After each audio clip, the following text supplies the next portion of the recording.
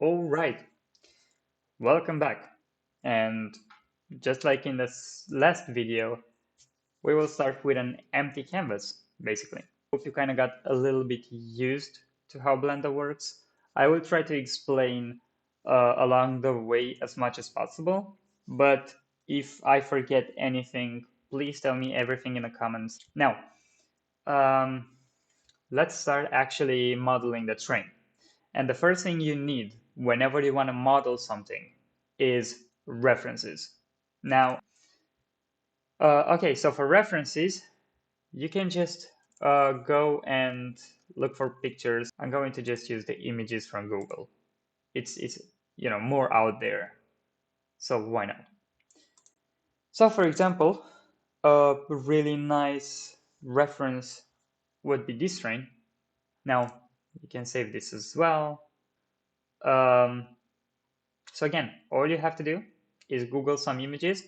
Now, this being said, downloaded everything. I'm gonna close this PureRef just to take everything from the get-go. And we just open PureRef. Then you will press the right click. You go to load images. You go to the folder that you have all the references saved. Control A, and then open them. And as you can see, PureRef is going to open all the references all at once. Now, the cool thing about it is that you can then play with their size because, yes, some images are bigger, some are smaller. So, just play around, do whatever you feel like it's better for your scene and what helps you out to see better the images. Now, as you can see, this kind of image, this kind of reference, you should take something like this. And the reason is we're going to use it in Blender as well. And before we do that, I need you to get two add-ons installed. They come with Blender, but you have to install them separately, basically. So you go to Edit, Preferences, go to Add-ons, and here you would write Node Wrangler, which you can say here, and all you have to do is tick the box and then write images, import images as planes. And again, tick the box and let's turn off the snapping. And with Shift A, if you try to add an image, you have the images as planes option. Now, why this is important and why this is a pretty cool thing is you can just come in here and now import an image on a plane. And again, that's really cool. Not for this in particular, because now we will just use this, I don't know, more like a, what's it called? A reference. What we will really use it for, however, is you can just have these planes in the background and model some really basic shapes on it and basically look as if you model some crazy stuff. I'm going to try and actually show it to you right away, right as I can see the references. And I should have something around here. This is a washing machine. In case you see, weird names, it's in Romanian. It's my native language, so that's why you could be a little bit confused. Now, another thing I probably didn't show you yet is how to rotate stuff. So what you do is press R, and then you can just rotate them. And again, press R and an axis, and then let's say press 90, and it's going to rotate the body with 90 degrees. So we have a simple plane and it looks like nothing really changed. However, if you go into the material preview, you will see the washing machine, which is pretty awesome. And you can go into edit mode, for example, and you can use the knife tool. We will talk about a knife tool in some other videos. It's a little more complex. However, for the sake of showing you just how cool the images on planes really are, I will use it. And basically, you can just add vertices on your mesh. Just easy as that. And then press enter, and now we have this. And now if we select the faces, I can select this, extrude it, and the way you extrude it, by the way, is by pressing E. And then it will, by default, select you the normal axis from the face you are selected. And then you can just bring it forward. And again, you would have this easy detail. It's really fake, like super easy geometry, but in a background, no one would notice that. And by the way, I do recommend you Ian Hubert's lazy tutorial. The man is amazing, basically. He keeps using the images on plane just to basically get away with a lot of really complex stuff. And yeah, now, as we said, we're not going to use that right now, but it's an important add-on, and that's why I talked about it. We will just use the background. We go back to our references, and actually, I'll come over here and choose this image where you see the train basically split apart, let's say. And that's because we can use this image as a reference. Now, the reason I didn't want an image on plane and I wanted the background, it's because I can go into solid mode and the image is gonna be there, basically. So I can still work with solid objects, which is going to be easier for my viewport and for my laptop to work on. And I can still see the image behind. Now, this being said again, we will just add a cylinder. And this is a little too dense. So when you add the cylinder, don't click away. Just press on the vertices, and let's say instead of 32, we'll have 16. This will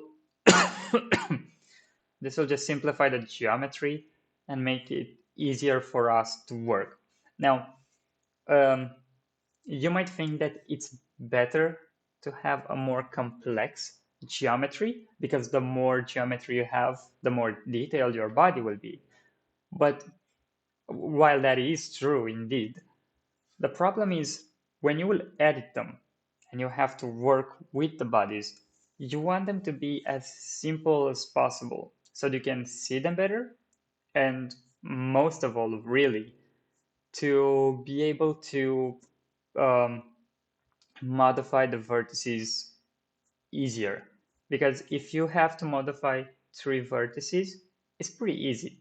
But if you have to modify 100 of them, it kind of gets a little more complicated there. So yeah, stick to simple geometry, and yeah, um, hopefully you will try to do this on your own. So try to rotate the body.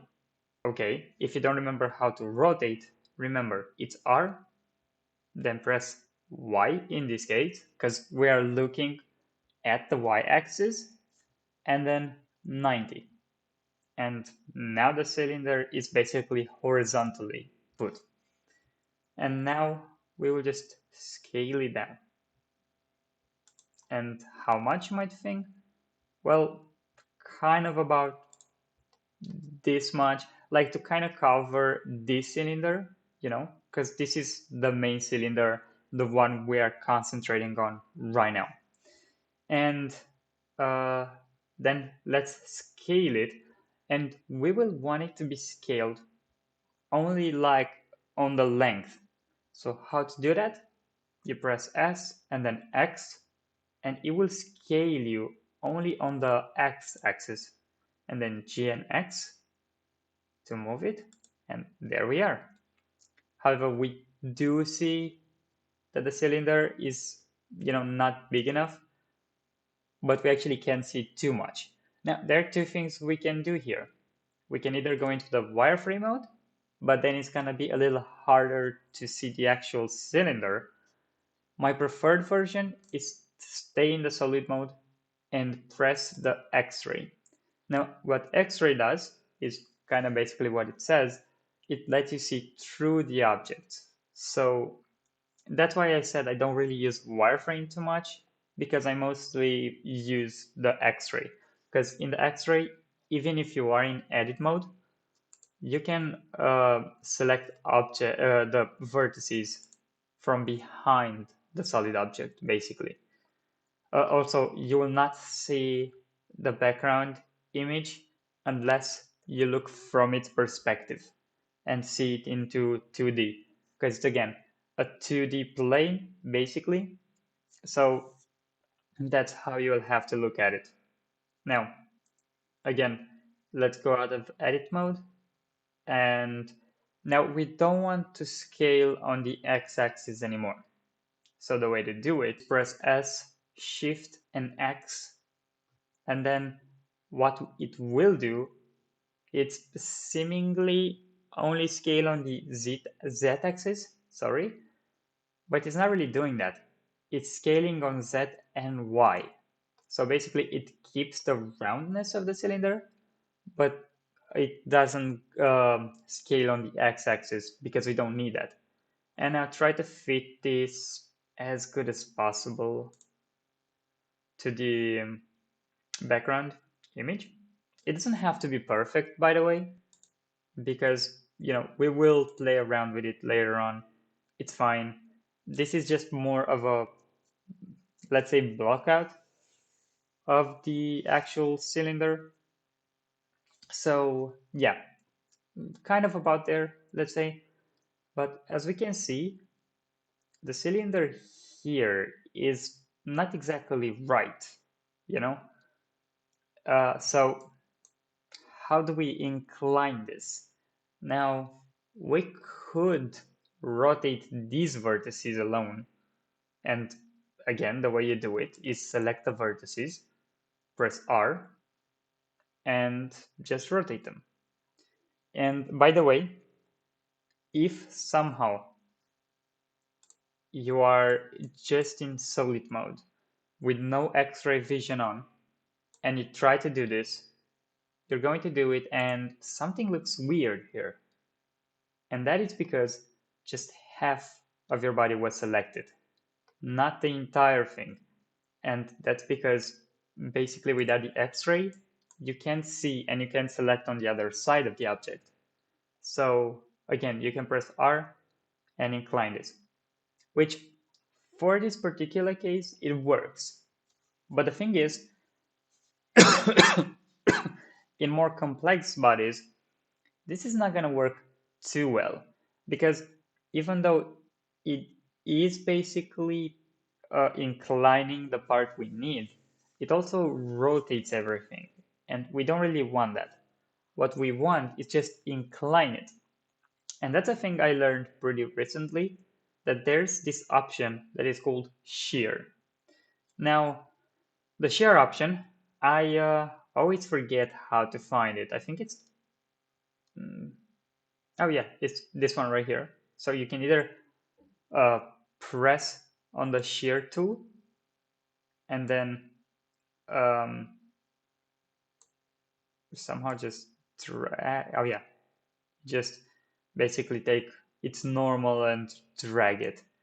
Or an easier way to find it is to, let's go back to select this, press F3, and this will bring you the search button.